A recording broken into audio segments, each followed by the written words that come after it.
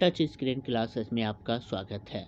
यहाँ पे मैं आपको एलपीपी का क्वेश्चन लेके आया हूँ और ये एलपीपी का जो क्वेश्चन है ये प्रत्येक यूनिवर्सिटी में पूछा जाता है। तिलका मांझी भागलपुर यूनिवर्सिटी या फिर आपका Munger university, Patna university, Mithila university और आपका मगध यूनिवर्सिटी, ये सारे यूनिवर्सिटी में ये क्वेश्चन को क्या किया जाता है, पूछा जाता है। वीर कुंवर यूनिवर्सिटी सब में भी ये पूछा जाता है। तो ये क्वेश्चन आपका बहुत इंपॉर्टेंट है जो कि हर साल पूछा जाता है, हर साल। और हाँ, किसी यूनिवर्सिटी में आपका पार्ट 1 में पूछ सकता है, किसी यूनिवर्सिटी में पार्ट 2 में, तो किसी में पार्ट 3 में होता है। वो यूनिवर्सिटी पे रहता है कि किस में पूछना है।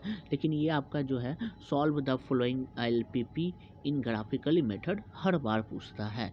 एक क्वेश्चन आपका ग्राफिकली मेथड से देता है और खासकर तिलका मांझी भागलपुर यूनिवर्सिटी में तो ये बहुत बार रिपीट करता है, तो आप इसको देख सकते हैं। ये हमेशा बहुत टाइम आया है, तो आप इसको देख सकते हैं। ठीक है, जैसा कि आपका क्वेश्चन है, maximum of Z is equal to 3x1 plus 2x2 subject to the following constraints दिया हुआ है। यहाँ पे 2x1 minus x2 is greater than equal to 2 और x1 plus 2x2 is less than equal to 8, जैसा कि ये फिगर दिया हुआ है। तो अब हम इसको थोड़ा सा आपको यहाँ पे फिगर को क्या करते हैं बताते हैं। जैसा कि यहाँ पे है कि अगर मेरे पास कोई ऐसा फिगर होता है तो हम इसमें क्या करते हैं, अगर लेस देन होता है तो मेरा फिगर अंदर की ओर जाता है, अगर ग्रेटर देन होता है तो मेरा फिगर बाहर की ओर जाता है। तो इसमें दोनों कंडीशन है, तो अब देखते हैं दोनों कंडीशन को सॉल्व करने पर मेरा लाइन कैसा खिंचाता है, उसके हिसाब से हम क्या करेंगे, सॉल्व करेंगे। ओके, अब हम लेट चूंकि x1 x2 में है तो यहाँ पे x1 और x2 इसका रिप्रेजेंट करने का क्या हो जाएगा, coordinate. Let x1 x2 represent the coordinate axis in the plane O be the origin, और ओ इसका क्या हो जाएगा, ओरिजिन हो जाएगा।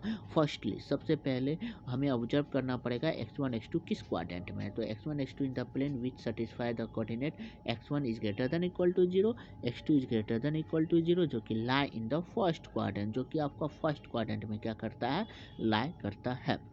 10 आवर सर्च, अब हमें सर्च यहाँ पे हुआ है कि एक डिजायर्ड पॉइंट निकला है x1 x2 जो रिस्ट्रिक्टेड है इन द फर्स्ट क्वाड्रेंट में।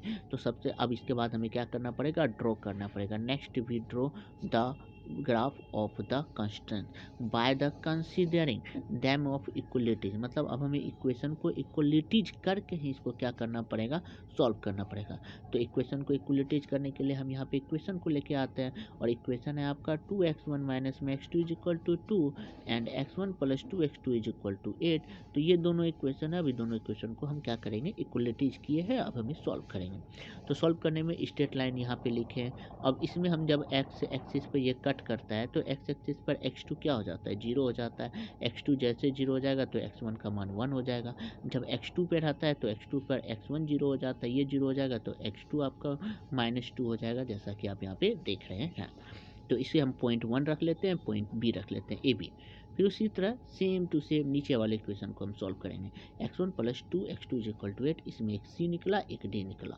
अब हम क्या करते हैं, ग्राफ को खींचते हैं, उससे पहले कुछ लिखते हैं। Now we determine the feasible region, अब हमें कुछ फिजिबल रीजन लिखना है। तो फिजिबल रीजन में हम देखते हैं कि मेरे पास दो तरह का कंडीशन है, एक ग्रेटर देन है और एक क्या है, लेस देन है। तो ये आपका पोजीशन 0 0 की और भी हो सकता है और 0 0 के अलग भी हो सकता है। Now we considering position of the origin 0 0 with the inequation. In the first equation is putting x1 is equal to 0 and x2 is equal to 0, then 0 is greater than equal to -2 which is true, जो कि बिल्कुल क्या है, सही है। इसका मतलब ये 0 0 ओरिजिन को क्या करता है, कंडक्ट करता है।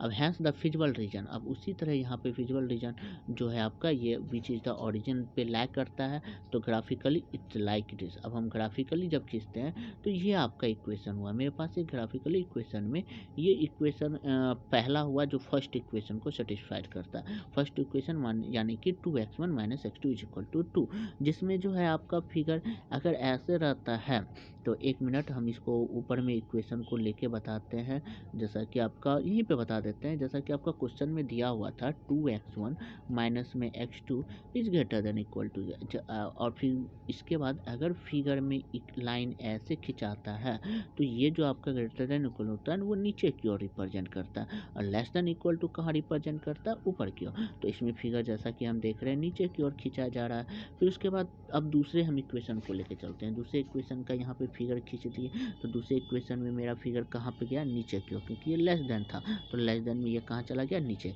अब दोनों का कॉमन पॉइंट का फिगर खींचते हैं, तो दोनों का कॉमन पॉइंट का फिगर ये हुआ। या फिर हम डायरेक्टली इसी फिगर को क्या कर सकते हैं, ड्रॉ कर सकते हैं, दोनों भी ड्रॉ कर सकते हैं, ये भी ड्रॉ कर सकते हैं। तो इसमें एक ए पॉइंट बिना बी सी पॉइंट निकला।